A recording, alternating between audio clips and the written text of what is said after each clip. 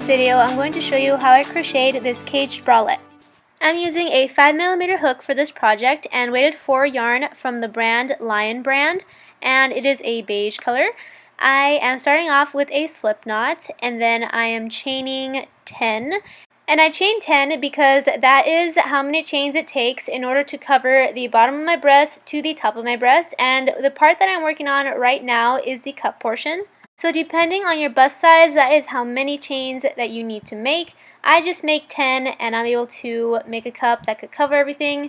Anyway, after I've made 10 chains, I go back on that chain using a single crochet, and once I get to the end, I chain 1, flip it over, go into that very first stitch, then I continue single crocheting till I get to the other end. However, once I reach this end, instead of chaining 1 and flipping it over as usual, actually flip it vertically and then go into that middle stitch and create a single crochet. Now this is going to be the top of the cup, so actually I'm going to make 2 more single crochets, and every time I reach this part of the cup, I'm always going to pick the middle stitch and then single crochet 3 times into that same stitch. Then after that, I just go along the other side, single crocheting until I reach the bottom again. And once I reach the bottom of that, I'm going to chain 1. Then I am going to, chain 1, then flip it over, go into that very first stitch, single crochet, and then continue single crocheting until I get to the top. And once I'm at the top, then I do my 3 single crochets, and then I go to the bottom, flip it over, top, bottom, and so on. And you're just going to continue with this pattern until eventually you get to the size that you want, and you know that you're done after you put it against yourself and you're able to cover everything. So again, you're going to start off with 10 or so chains, and then you're going to single crochet your way down, chain 1, back up, 3 single crochets, down, chain 1, back up, 3 single crochets, down, back up, and you keep on going until it gets bigger and bigger and it's the size that you want. After that, then you are going to leave that last stitch open, cut off the yarn from the yarn ball, and make your second cup. Now the one on the right is actually the first cup that I made, and that's why it is cut off from the yarn ball, and the one on the left is the second cup that I made. And now it's time to attach them, and I attach them by putting my hook through both loops, then grabbing the excess yarn from the first cup and the yarn that's still attached to the yarn ball, putting it both on the hook and bringing it through so that there's only 1 loop left on the hook. And then I go along one side of this bralette and I slip stitch my way across all the way to the end, which is about right over here. And once I have slip stitched my way across, I chain a chain of about 110. This is going to serve as my back strap. And after I chained 110 chains, then I go back on that chain using a slip stitch just to make the strap thicker and sturdier. And once I have slip stitched my way all the way down that strap and came back to this point right here, then from that point I single crochet my way all the way across to the other side. And once I reach the other side, I do the exact same thing. So I'm going to end up here.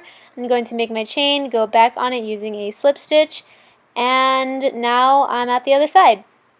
So we started from here. Oops, wait, hold on. Alright, started from here, slip stitched our way across, then created our chain, went back on our chain, then single crocheted our way all the way across, then created our second strap, doing the exact same thing, and now we're right here. So from there, I went up the cup, up here, to the point by using a slip stitch. And once I have slip stitched my way all the way to the point of the cup, I created a single crochet right in the middle just to make it really sturdy. And then I made my strap by simply creating a chain. This chain is shorter because it's a neck strap. It's usually about 70 chains, but of course it all depends. And then I just went back on it using a slip stitch again. And now it is time to make the actual caged portion of this bralette.